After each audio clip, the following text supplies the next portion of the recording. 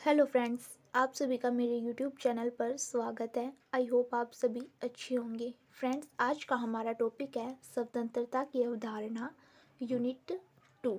First unit हम पहले ही discuss कर चुके हैं, तो चलिए वीडियो को स्टार्ट करते हैं। सबसे पहले है स्वतंत्रता का अर्थ। स्वतंत्रता का क्या अर्थ होता है? यह शब्द अंग्रेजी के लिबर्टी शब्द से बना है। अंग्रेजी के किस शब्द से बना है? लिबर्टी से, ठीक है। जिसका हिंदी में रूपांतरण क्या होगा? स्वतंत्रता या फिर आज़ादी। अब हम इसका पूरा अर्थ देखते हैं। बंधनों का अभाव, यानी कि किसी भी बंधन से मुक्त होना या अपनी इच्छा के अनुसार कोई भी कार्य करना ही क्या कहलाता है? स्वतंत्रता। आगे है स्वतंत्रता की परिभाषाएं। फर्स्ट है पैथिक हेनरी के अनुसार मुझे स्वतंत्रता दीजिए या मृत्यु। ये सबसे इजी है, परिभाषा है। सेकंड है बाल गंगाधर के अनुसार स्वतंत्रता मेरा जन्मसिद्ध अधिकार है और मैं इसे लेकर ही रहूँगा। थर्ड है इतिहासकार रिची के अनुसार जीवन के अधिकार के बाद साधारणतः स्वतंत्रता के अधिकार का नाम लिया जाता है। आगे है स्वतंत्रता का महत्व। स्वतंत्रता का हमारे जीवन में क्या महत्व होता है वो बताना हमें। स्वतंत्रता जो होती है वो सर्वोपरि होती है, सबसे ऊपर होती है। स्वतंत्रता के कार होती क्या है? जो स्वतंत्र व्यक्ति होगा वो अपनी इच्छा के अनुसार कोई भी कार्य कर सकता है, अपनी इच्छाओं की पूर्ति कर सकता है, कहीं पर भी घूम फिर सकता है, खा पी सकता है, अपने विचारों को व्यक्त कर सकता है, ठीक है। तो ये होती है स्वतंत्रता। गुलामी का जीवन जो है कष्टमय होता है, इसलिए हर व्यक्ति को स्वतंत्रता प्राप्त होनी चाहिए। हमें अंग्रेजों ने 200 वर्षों तक गुलाम बना कर रखा, जिसमें हमें काफ़ी यातनाएं झेलनी पड़ी थी। तो ये हम एक उदाहरण लेके चलते हैं। यदि हमारे पास स्वतंत्रता न हो तो हमारी हालत कैसी होगी। आगे देखते हैं स्वतंत्रता की दो अवधारणाएं कौन कौन सी हैं। सकारात्मक और नकारात्मक। सबसे पहले हम स्वतंत्रता की सकारात्मक अवधारणा के बारे में चर्चा करेंगे। पहले देखते हैं कि इनके समर्थक कौन कौन थे। रूसो, ग्रीनलोस्की और विकल।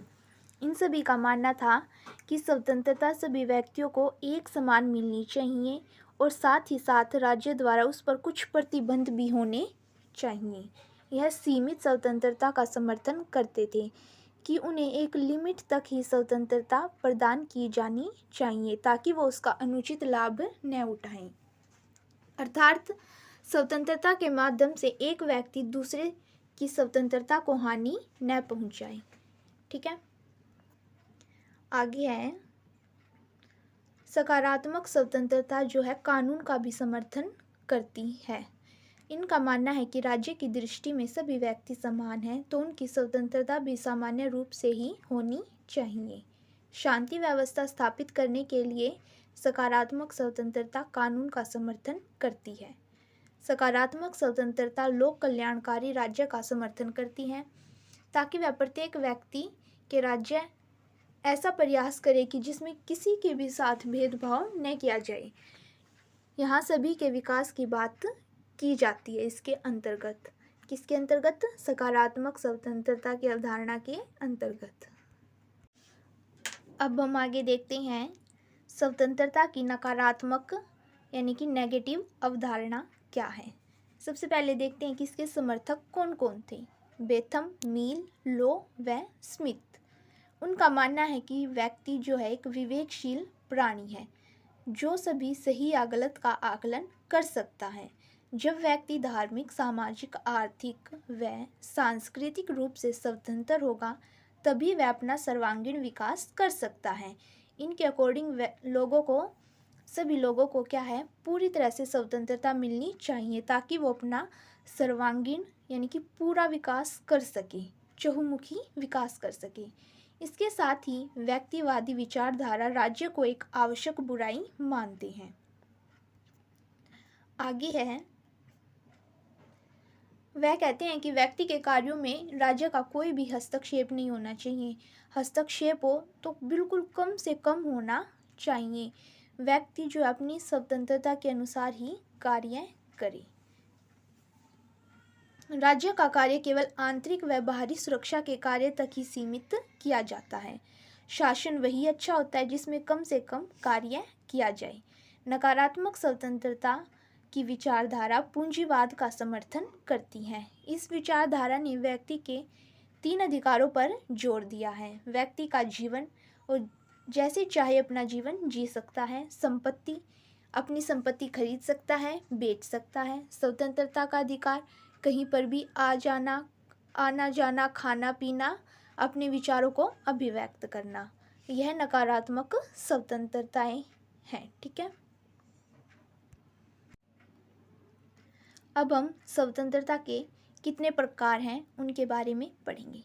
सबसे पहले है राजनीतिक स्वतंत्रता। इसके अंतर्गत लोगों को राजनीति में भाग लेने का, अपने विचार प्रकट करने का, वोट देने का, ये सभी अधिकार प्राप्त होने चाहिए। लोस्की ने इस प्रकार की स्वतंत्रता की परिभाषा करते हुए कहा है, राजनीतिक स्वतंत्रता का अभिप्राय राज्य के कार्यों, व्यापारों में सक्रिय भाग लेने के अधिकार से है, कि व्यक्ति को राजनीति में जरूर भाग लेना चाहिए, ये उसकी स्वतंत्रता है।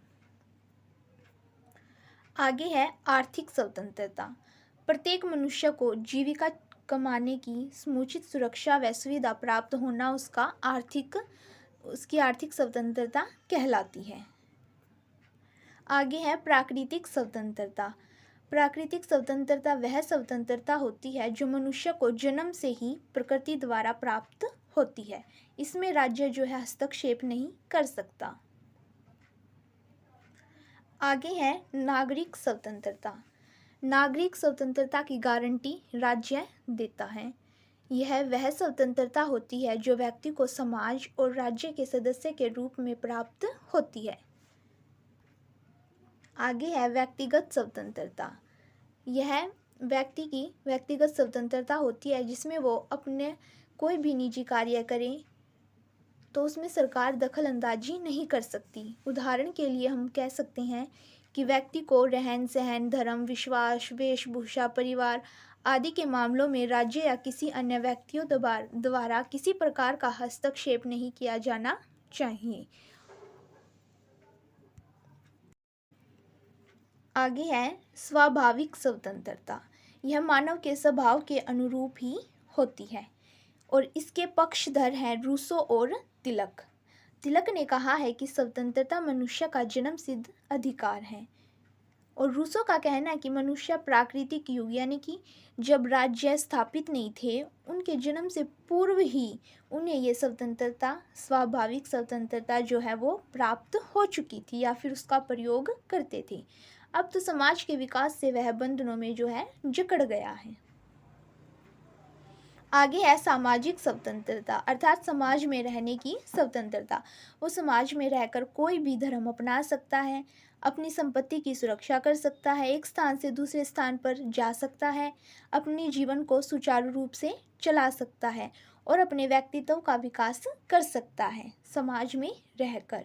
यही जो है सामाजिक स्वतंत्रता कहलाती है। आगे है सांस्कृतिक स्वतंत्रता। यह स्वतंत्रता भी सामाजिक स्वतंत्रता की तरह ही होती है। इसमें व्यक्ति अपनी संस्कृति को बनाए रखने के लिए, उसकी रक्षा करने के लिए या उसको समृद्ध करने की जो स्वतंत्रता होती है वो उसे मूल रूप से प्राप्त होनी चाहिए। आगे है राष्ट्रीय स्वतंत्रता। राष्ट्रीय स्वतंत्रता द्वारा परतंत्र राष्ट्र अपना शासन अपने आप करने का राजनीतिक अधिकार प्राप्त करता है। राष्ट्रीय स्वतंत्रता के अंतर्गत राज्य जो है अपना विकास स्वयं कर सकता है, अपने अधिकार और कर्तव्य स्वयं लागू कर सकता है और अपने कार्यों को स्वयं पूरा कर सकता है बिना किसी दूसरे राष्ट्र की इच्छा के। जैसा कि भारत को 15 अगस्त 1947 को ब्रिटेन से मुक्ति के बाद राष्ट्रीय स्वतंत्रता या स्वाधीनता प्राप्त हो गई थी, ये हम उदाहरण के रूप में लिख सकते हैं। अब आगे है स्वतंत्रता की मार्क्सवादी अवधारणा, वो क्या कहती है उसके बारे में देखते हैं। स्वतंत्रता की मार्क्सवादी अवधारणा के अनुसार समाजवाद ही स्वतंत्रता को बढ़ावा दे सकता है। पूंजीवाद या मुक्त बाजार अर्थव्यवस्था के अंतर्गत स्वतंत्रता प्राप्त नहीं हो सकती। ठीक है, अब हम इसको डिटेल में पढ़ते हैं। मार्क्सवाद स्वतंत्रता का अध्ययन ऐतिहासिक तथा समाजशास्त्र के संदर्भ में करता है। जो मार्क्सवाद है उसके अकॉर्डिंग प्रारंभिक समाजवादी समाज में सभी व्यक्तियों को पूर्ण स्वतंत्रता प्राप्त थी, यानी कि जो स्टार्टिंग का समाज था उसमें क्या है, सभी लोगों को पूरी स्वतंत्रता प्राप्त होती थी। किंतु जैसे जैसे कालांतर में वर्ग समाज के उदय ने इसे समाप्त कर दिया। जैसे जैसे टाइम बढ़ता गया वर्ग अस्तित्व में आते गए, उससे क्या है, लोगों की स्वतंत्रताओं में जो है कमियां आने लगी। मार्क्सवाद के अनुसार राज्य एक कृत्रिम संस्था यानी कि एक बनावटी संस्था है। इसकी उत्पत्ति संपत्तिशाली वर्ग के हितों की रक्षा के लिए हुई है। जो मार्क्सवाद है उसके अकॉर्डिंग जो ये वर्ग जो जन्म लेते हैं नए नए, इनकी उत्पत्ति किसके द्वारा की जाती है, संपत्तिशाली जो वर्ग होते हैं। और राज्य में वर्ग विभाजन जब तक रहेगा तब तक अपन राज्य जो है अपने जन्मदाता संपत्तिशाली वर्ग के हितों का संरक्षक बना रहेगा और मनुष्यों को वास्तविक अर्थ में स्वतंत्रता प्राप्त नहीं हो सकेगी। यानी कि कहने का तात्पर्य है जब तक समाज में पूंजीपति बड़े बड़े लोग रहेंगे तब तक मनुष्यों को उनकी पूरी स्वतंत्रता प्राप्त नहीं हो सकती, क्योंकि राज्य जो है उन्हीं के अंडर में कार्य करती हैं। आगे है मार्क्सवाद के अनुसार सच्ची स्वतंत्रता तो तर्कसंगत उत्पादन प्रणाली में ही संभव है, जिसमें उत्पादन के साधन पर संपूर्ण समाज का समावित्व होगा और शोषण की स्थिति जो है समाप्त हो जाएगी। मार्क्सवाद के अनुसार पूंजीवाद समाज में स्वतंत्रता का अर्थ तो हो ही नहीं सकता, यह केवल समाजवाद में ही संभव है। पूंजीवादी समाज में जो है स्वतंत्रता नहीं मिल सकती, वह केवल समाजवाद में ही मिल सकती है। ठीक है, मार्क्सवाद के अनुसार सच्ची स्वतंत्रता वर्ग भेद की समाप्ति पर ही संभव है, जिसके लिए वह क्रांति द्वारा पूंजीवादी व्यवस्था को समाप्त करने पर जोर देता है। मनुष्य क्या करता है, अपनी स्वतंत्रता को प्राप्त करने के लिए या फिर उसको बनाए रखने के लिए क्रांतिकारी गतिविधियों को आवश्यक मानता है कि लड़ाई झगड़ा करके जो है हम अपनी स्वतंत्रता को प्राप्त कर सकते हैं। मार्क्सवादी विचारक स्वतंत्रता के सकारात्मक पक्ष पर बल देते हैं। मार्क्सवादी केवल उतनी ही स्वतंत्रता देने के पक्ष में है जो सभी व्यक्तियों के सर्वांगीण विकास और समान विकास के लिए संभव तथा उचित हो तथा जो समाजवाद व्यवस्था के अनुरूप हो। कुल मिलाकर मार्क्सवादी भी क्या है, सकारात्मक पक्ष पर ही बल देती हैं कि मनुष्य को उतनी ही स्वतंत्रता दी जानी चाहिए जिससे वो अपना विकास कर सके, उससे ज़्यादा नहीं। सो फ्रेंड्स, आज की वीडियो में इतना ही। नेक्स्ट वीडियो में फिर से हम मिलेंगे। धन्यवाद।